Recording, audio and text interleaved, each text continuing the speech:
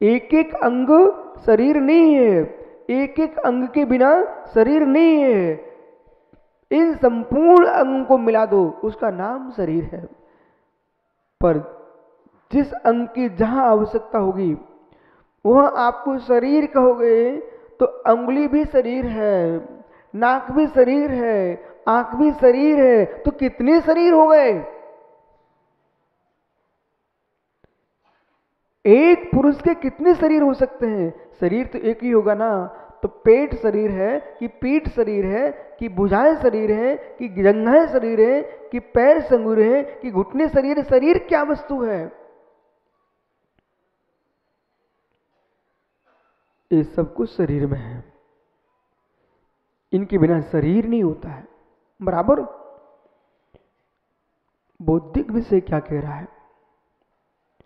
है मित्र, हे ज्ञानी, जैसे एक एक अंग है उस शरीर इनके निमित्त से बना है, अंग अंगी संबंध है। ये क्या है? अंग अंगी संबंध है। अंग के बिना अंगी नहीं है, अंगी के बिना अंग नहीं है। पर किसी व्यक्ति ने हाथ को मान लिया, किसी ने पैर को मान लिया, किसी ने मस्तिष्क को मान लिया। उपचार की विधि से आप प्रयोग कर लेना, लेकिन प्रत्येक शरीर का अंग भिन्न भिन्न है।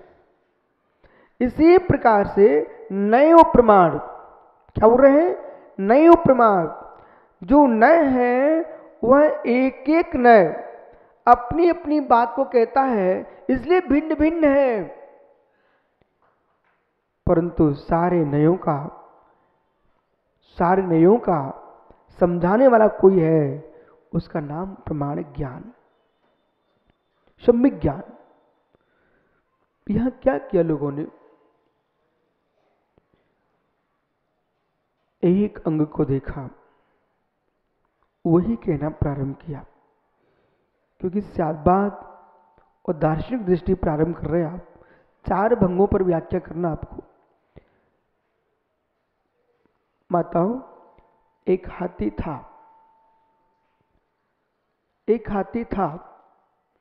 उस हाथी को 7 जन्मांध लोगों ने देखा। जो जन्म से ही अंधे थे उन लोगों ने हाथी को देखा। और हाथी को देखा क्या? हाथ का स्पर्श कर करके देखा। एक के हाथ में, दिलीप भैया, एक के हाथ में सूंड पकड़ लग गई। जिसने हाथी की सूंड को पकड़ा वो कहता है, मैंने हाथी को देखा है, वह जो है मूसल जैसा है। जो हाथी को मूसल जैसा, वो चिल्लाने लग गया। तो दूसरे पुरुष ने भी हाथी पे कान पकड़ लिया था। वो कहता तू गलत बोलता है, हाथी मूसल जैसा नहीं होता है, हाथी तो सूपे जैसा होता है। तो 2 आपस में लड़ने लगे। तीसरा आ गया, उसने हाथी की आंख पर हाथ पहुंचा। बोले नहीं नहीं नहीं नहीं, न सूपा जैसा है न मूसल जैसा है, हाथी धनिया जैसा है। बोले हाथी धनिया जैसा है? चौथा आ गया, तुम तीनों पागल हो, हाथी न धनिया जैसा है, न मूसल जैसा है, न सूपे जैसा है। बोले तो कैसा है? हाथी तो रस्सी जैसा है, क्योंकि उसने पूंछ पकड़ ली थी।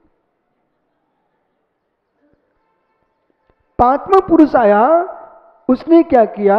उसने हाथी के पैर को पकड़ के देखा था। तो वो कहता तुम चारों गलत बोल रहे हो। तो कैसा है? हाथी तो स्तंभ जैसा है। बोले हाथी स्तंभ जैसा है? बोले हाँ। 5 का झगड़ा प्रारंभ हो गया। 6वें पुरुष ने क्या किया? हाथी का पेट पकड़ा। जब पेट के हिस्से को देखा, उसको दिखा ये तो दीवाल है। बोली आप 5 के 5 झूठ बोलते हो, मैंने हाथी को देखा। बोले कैसा था? बोले हाथी तो दीवाल जैसा है। 7वां पुरुष था, वो और समझदार निकला। वो तो सीधा पीठ पर पहुंचा। जब पीठ पर पहुंचा उसको आकार दिखाई दिया, उसने हाथ से स्पर्श किया, उसने देखा कि हाथी तो चबूतरे जैसा है। मित्र, सातों के सातों जन्मांध परस्पर में विसंवाद करने लग गए। बोले हाथी को मैंने देखा, हाथी को मैंने देखा, और सब झगड़ा कर रहे थे। इसी बीच में उन अंधे पुरुषों को झगड़ते देखते हुए, उन सूरदासों को लड़ते देख करके एक विद्वान पहुंचा। धर्मचंद जी पहुंच गए। बोले भाई क्यों लड़ते हो, ये विसंवाद क्यों है, क्यों विसंवाद कर रहे हो? बोले भाई हम लोग ने हाथी को देखा और सब लोगों ने देखा कि एक ऐसा देखा, एक ऐसा देखा। बोले आप जो कह रहे हो सत्य है, सत्य है, सत्य है, सत्य है। इस सातों के सातों आपस में मित्रता करके और पंडित जी पर चढ़ बैठे।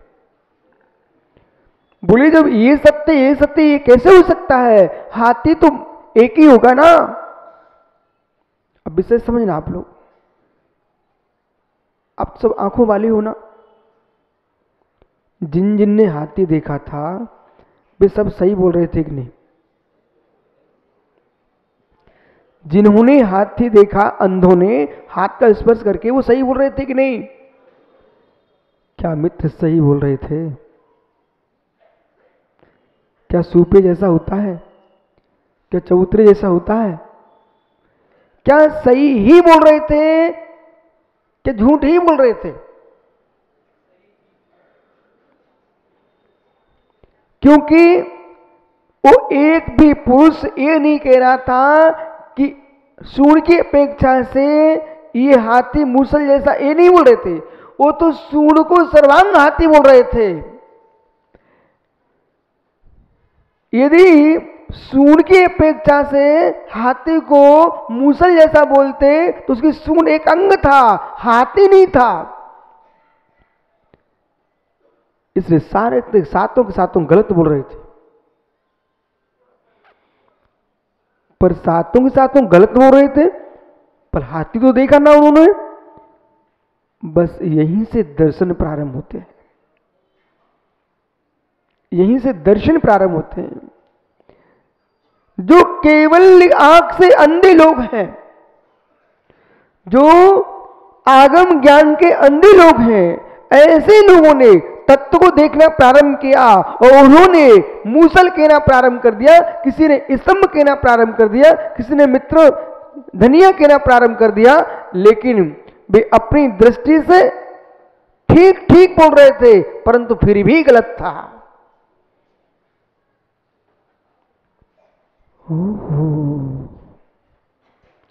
समझने का प्रयास करना, मैं क्या बोल रहा हूं। सातों ने देखा हाथी को देखते हुए भी गलत था कि नहीं? ऐसे दिलीप भैया, जब जगत के लोग कुछ भी आपके सामने बात करने का प्रारंभ करें, उससे पूछना आप प्रमाण से बोल रहे हो कि नए से बोल रहे हो, अंग से बोल रहे हो कि अंगी से बोल रहे हो। मतलब एक अंग की व्याख्या कर रहे हो कि शरीर की व्याख्या कर रहे हो। एक अंग शरीर नहीं होता, शरीर में अंग होता है। एक अंग शरीर नहीं होता, शरीर में अंग होता है। हाथी सूपे जैसा भी स्याद अस्ति, स्याद अस्ति, स्याद अस्ति, स्याद अस्ति, स्याद अस्ति, सातों जगह अस्थि कर दिया। इसके बाद नास्ति नास्ति नास्ति नास्ति भी बोल दिया सब जगह। वहीं पर अस्थि नास्ति बोल दिया। अब आवाज है, सारे अंगों को एक साथ नहीं कह सकते हो। आवाज है, अस्थि आवाज है, नास्ति आवाज है, अस्थि नास्ति आवाज है। यानी जो युवा बेटा, इस बात को तुम समझते हो कि हम मंदिर आए हैं, महाराज जी को आहार दिए, प्रवचन सुने हुए हैं और भगवान की पूजा की है, एक काम करना छोड़ना नहीं आप लोग। ये तुम्हारे काय योग से धर्म हुआ है। स्तुति आपने की है, ये वचन योग से तुम्हारा धर्म हुआ है। अंतर में प्रभु का गुणानुवाद किया है, ये आपके मन योग से धर्म हुआ है। लेकिन और अंदर जाओगे, बौद्धिक तत्व का निर्णय जो है ना, वो दार्शनिक पक्ष से देखोगे, तब आपको समझ में आएगा कि विश्व के 60 दर्शनों में कोई महान दर्शन है, उसका नाम जैन दर्शन है।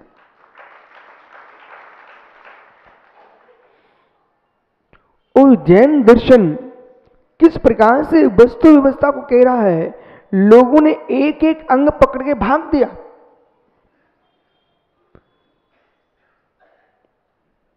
हाथी क्या है? हाथी क्या है? सूंड हाथी क्या? पैर हाथी क्या? क्या ये हाथी की नहीं है क्या? क्या ये हाथी की नहीं है क्या? विद्वान कहता है, आप झगड़ो मत, कुछ क्षण मेरे साथ रहो। और जो आपस में डंडा लेके खड़े हो चुके थे, उनके डंडे जमीन पर गिर गए और परस्पर में गले लग गए। ओहो, अज्ञानता विसंवाद कराती है, अधूरा ज्ञान विसंवाद कराता है। अधूरा ज्ञान हिंसा का कारण है। जब तक पूर्ण ज्ञान न हो, तब तक अहिंसा प्रारंभ नहीं हो सकती। आपके घर में भी दिलीप कहीं झगड़ा होगा, आपको लगेगा ऐसा कि मकान के कारण झगड़ा हुआ है, लगेगा ऐसा कि चूल्हे चक्की के कारण झगड़ा हुआ है, पर सत्य है अज्ञानता के कारण झगड़ा हुआ है।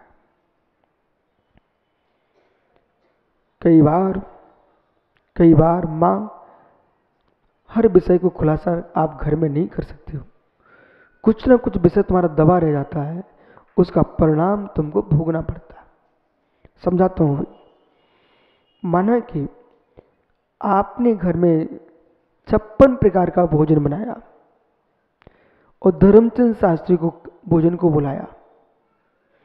इसी बीच में एक श्रावक, उनका भगत है अच्छे भाई, वो बोल के चला गया आपको कि माँ आज पंडित जी को जुकाम है, उस हिसाब से भोजन देना। इतना बोल के चला गया और आपके पंडित जी भोजन करने पहुंचते हैं, परंतु अब आपने बनाया तो सब कुछ था ना, इस बात का तो भाव था कि मैं सब कुछ दिखाऊंगा पंडित जी को। परीक्षा की भी दृष्टि हो सकती है कि ये स्वयं जुकाम है, ये अपत्य खाता कि नहीं, अवश्य का त्यागी है। जो वस्तु, जितने यहां डॉक्टर है ना, ये विशेष समझाना सबको, जो वस्तु खाने योग्य भी है, अभक्ष नहीं है, खाने योग्य है, परंतु जिसके स्वास्थ्य के लिए हानिकारक है, वो भी उसके लिए अभक्ष ही है, अनुपसेव्य है। अधिकांश बीमार इसलिए लोग हो रहे हैं, कुछ लोग खिलाने वाले अज्ञानी हैं, कुछ खाने वाले भी अज्ञानी हो सकते हैं। खिलाने वाले ऐसे अज्ञानी हैं जिनके मस्तिष्क में आ चुका है कि हम यदि पंडित को घी पिलाएंगे आज तो इनका स्वास्थ्य ठीक हो जाएगा, पर बोध होना चाहिए जुकाम वाले को घी खिलाओगे तो खांसी और हो जाएगी।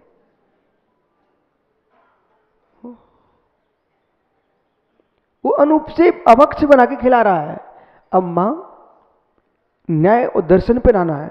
जैसे आपके वो विद्वान भोजन करने आए, आपने जितना बनाया था सब कुछ दिखा दिया, फिर आपको ध्यान आया, अरे वो भाई तो बोल के गया था कि पंडित जी को जुकाम बुखार है, ये सामग्री मत देना।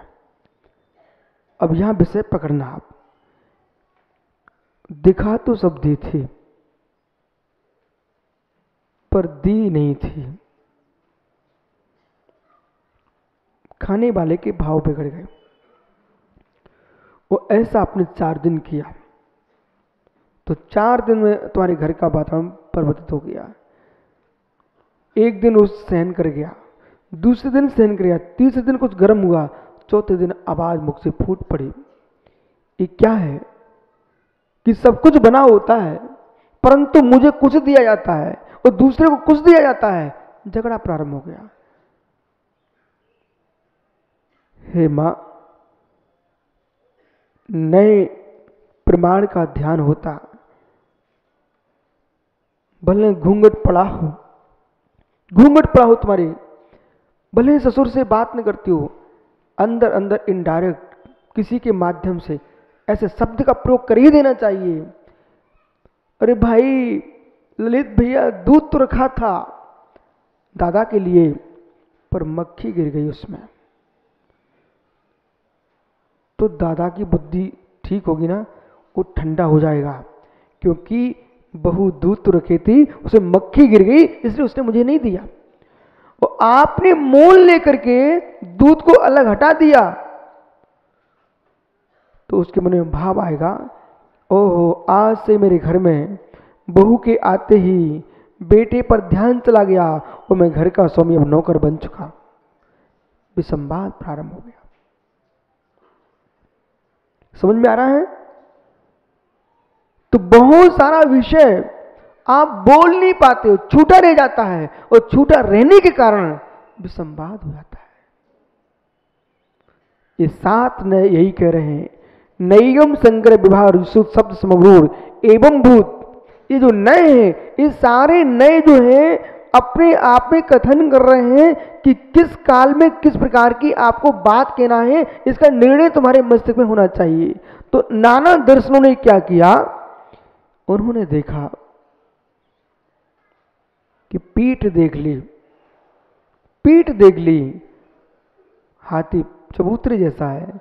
इस बात का दिमाग नहीं लगाया कि जहां पीठ होगी वहां पेट भी होता है,